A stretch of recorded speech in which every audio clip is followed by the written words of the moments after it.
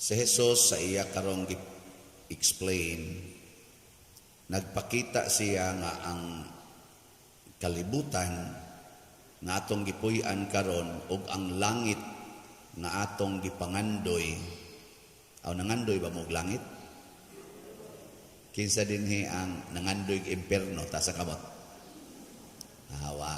So kining kalibutan nga karon atong gipuy-an ug ang langit nga atong gipangandoy, mura ni sila og two opposite ends. Opposite sila ba? Ang ilang mga standards murag nag-atbang.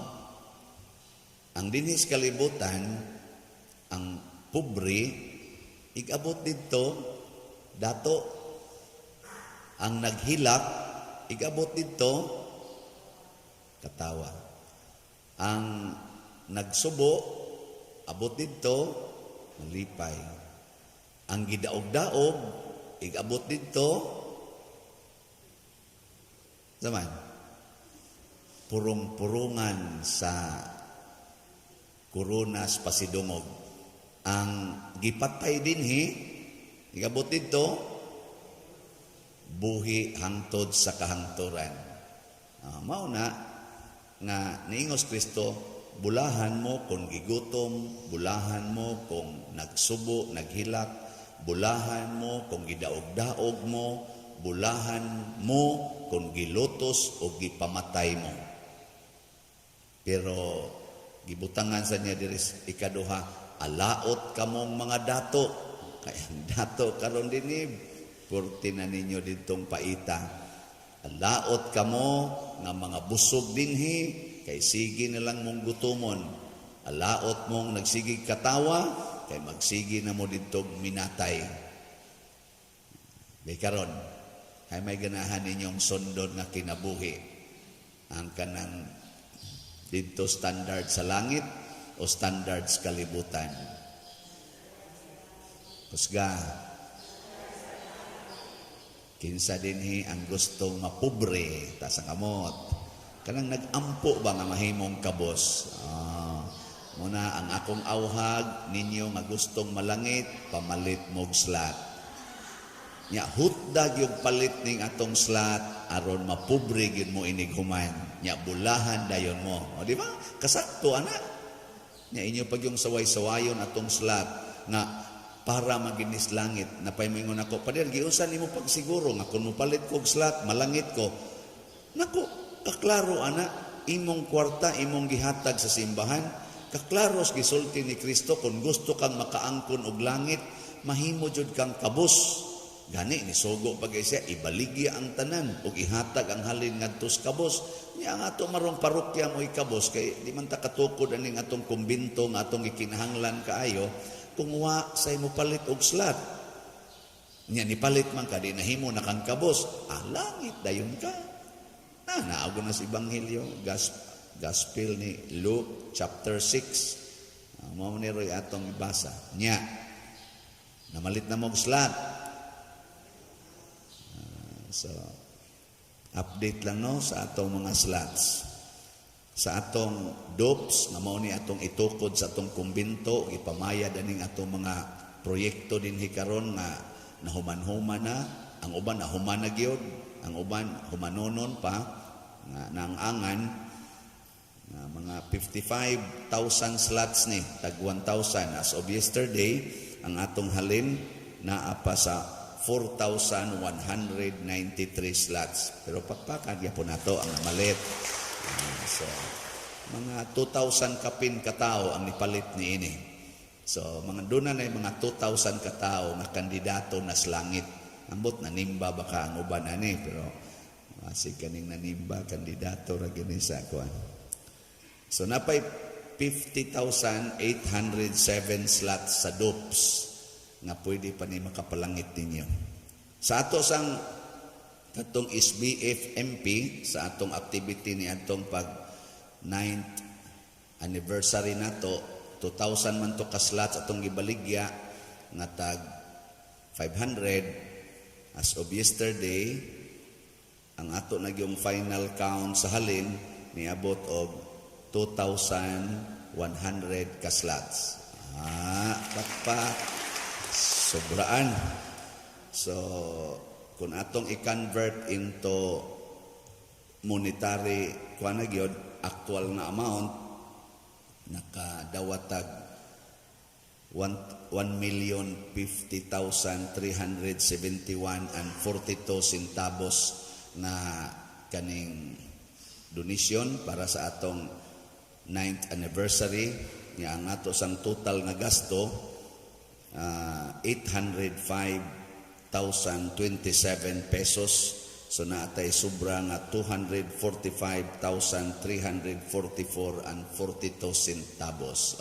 Pakpak na sad. Nga ato na ning i-dad-on ngadto sa atong charitable nga mga kuan kay daghan lagi kay galinya diha. Nakaron sa ato sang special slots nga gitawag nato Big MM or Birthday Embrace and Graces of Mother Mary para naniugma sa atong selebrasyon sa birthday ni Mama Mary. Kay ba mong birthday Mama Mary ugma? Mo na ato nang i-celebrate.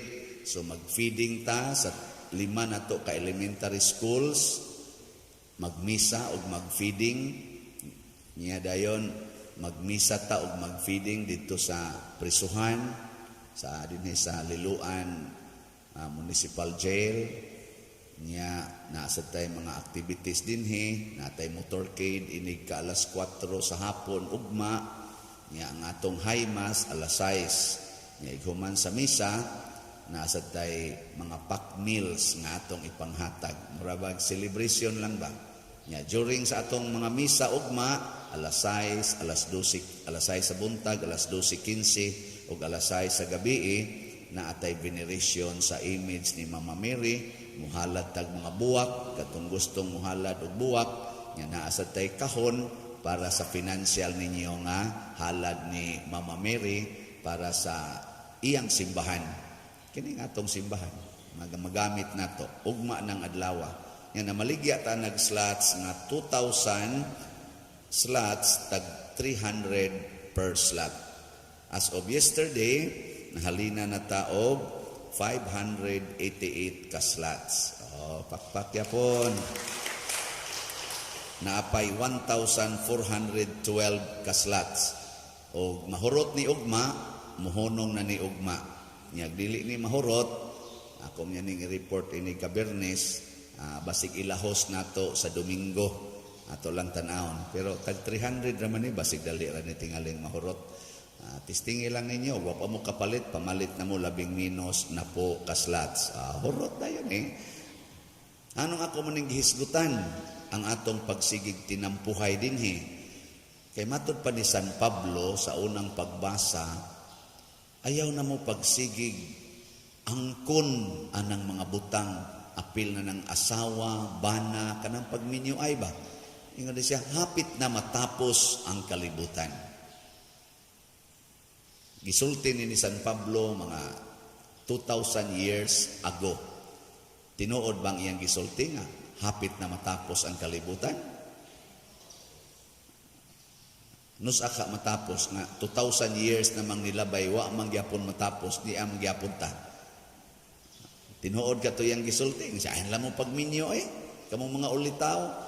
Niya kamong mga naay asawa, isipa na lang awa sa mo'y asawa. Kamong naay mga bana, isipa lang sa awa mo'y bana. Kamong nakapamalit og mga butang, isipa nga dili kamo'y tagiya. Kay hapit na matapos ang kalibutan.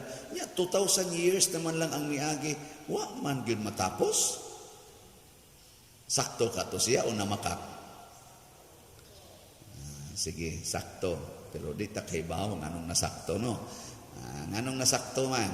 Ang una, ang actual nga nahitabo sa mga magtutuo nga ilang gi-organize, mga sugod yun ana mga year, mga 40s or year 50s or 50, gi-lutos o namiya na sila sa ilang mga balay, wa na sila'y balay, wa na sila'y kwarta, gipanglutos o gipangpatay, wa na sila'y mga bana, wa na sila'y mga asawa kay gipangpatay. Sa ilang konteksto sa una, sa pagsulti aning San Pablo, Mao na tong panahon na nga giluto sila, nawa ng ilang katigayunan, ilang mga balay nawa na. Natuma na ang giingon ni Kristo diri, bulahan kamo kung lutuson, daog-daogon, butang-butangan sa tanang matang sa kadautan tungod kanako. Gipangbitay sila, gipangsunog nga buhi, gipakaon sa mga leon. Ana, mao to yung hitabo nila. So sa ilang konteksto sa una, nakaingon gyud sila, nahitabo gyud ang gisulti ni San Pablo. Pero sa atong konteksto, mabuhi patakaron, wa man ta mataos una, may ta mura magdi tinuod, pero posible sad na ugma patay na ka. Di ba? O di matinuod na sad, mingon sa ka tinuod gyud ay oy, nisimba pa man ni ganiha, karon patay naman. Hapit na gid ay matapos ang kalibutan. Sige, ingna na imong tupad. Ingna, hapit na matapos ang imong kalibutan. Sige, ingna. Kaya ang inyo bang mga naong diya, mga tiwasuno na sad kayo, para sa ako. Karon lang mga pari, sunang ka pari, magmisa karon, ini kagabi, matuog, ikaugma di nakamata. Tulo na gusto ka pari, ang gasunod karon tuiga, nga wa kamata pagkaugma. O dihin nakamata, pero naligo, namatay sa dito sa banyo. Diha pa gani gaduwag tenis. Father, sikat kaing pari, si Father Suarez, gaduwag tenis, namatay, giatake dito sa pamtang gaduwa, naasay ga bisikleta, namatay, kay nabangga. So hapit na di ay matapos ang atong kalibutan. Kay inig kamatay nato, wa na ta dinhi sa kalibutan, tapos na. Niya unsa may kapuslanan anang sige kag kiha dito anang mga yuta, kanang siging pangangkon anang imong mga bahandi, di jud ka mo palit og slat kay para ra ginas imong buhok ug imong kilay ug sa imong pasiksi, sa imong mga sinina nga gipamalit porti na ng daghana mga sapatos, sandals aron nindot katan-awon. Unya mamatay ra day kasunod adlaw para unsa man na siya, wa na nay kapuslanan. Pero imong gamiton ang tanan para sa pagdaig sa Ginoo, pagtabang sa mga kabos nga mo'y sugo sa Ginoo, pagpalambo sa atong simbahan, pinaaging pagpamalit og slat. Congratulations! Kay ikaugma inig kamatay nimo, matod pa diri sa atong sana? Salmo? Saan tatong salmo? Pamati kanako anak kong babae, tanawa og ipabong ang imong dunggan. Unsa may giingon diri? Unsa man? Hikalimti ang imong lungsod ug ang balay sa imong amahan. Sa ingon gitinguha sa hari ang imong katahom, kay siya man ang imong Ginoo ug kinahanglan simbahon mo siya. Himuon tang asawa sa Ginoo didto sa langit. Adto na taniya to dayan-dayanan sa tinuod nga bahandi. Adto na dito ang tinuod nga katahom, adto na dito ang tinuod nga kalipay. Nindota no? Sige, katapusang lingi. Ingna, mupalit na kagslat. Ingna, wala ba dyan kayo palit-palit. Ang katusang nakapalit, ingna mo dugang pakagpalit. Tanawa, di ba? May muna, sure. Nagani ni palit karon nato o mga napo kaslats para aning mamamiri. Portigid niyang lipaya. Pader, nakapalit na gyud ko. Adto sang pagbaligya nimo adtong kuan pader katong tong para sa inyong anniversary kapalit sad ko ato nako. Kuya, kapalit na sad kog dopes pader. Nako, ndota gud nimo. Text din siya katapusan, magtigom na sad ko pader kay mo usab pa kog palit nako. Kana mo'y Katoliko. Di mo undang og palit. Nga naman, kahibaw man siya na sa sige niyang palit og slat para sa simbahan, ang iya sang kalipay og katagbawan nag-anam sad kanindot. Pero nadyo ko'y na lingawan, ni text nako, pader mo palit yung kong slat. Naku ano man, siya nga. Sa sige na kong palit og slat, pader, dagko na kay kong halin sa akong negosyo, nabayra na gunako, hapit tanan akong utang. Ingon na siya, nakukatuday sa una siya, wa sa gyud ko kabayad, gapatong-patong na nun akong utang. Gusto mo makabayad sa utang, palit mo slat. Ana, kanilot ana. Nya katusang usa, pader, salamat kayo kay nakapalit kog slat nimo. Karon stage 4 na ko sa cancer, gitagalan na lang ko og mga usa ka buwan. Pero lipay kay ko pader nga nagpaabot sa akong katapusan, kay kahibaw ko na ay sumpay didto sa langit. Salamat gyud sa imong slat kay nakasabot ko unsa diining kamatayon ug unsay sunod sa kamatayon. Oh, di palit mong slat aron di na mo mahadlok anang kamatayon. Kay daghang kay na stress tungod ana. Di ba? Nindog na ta.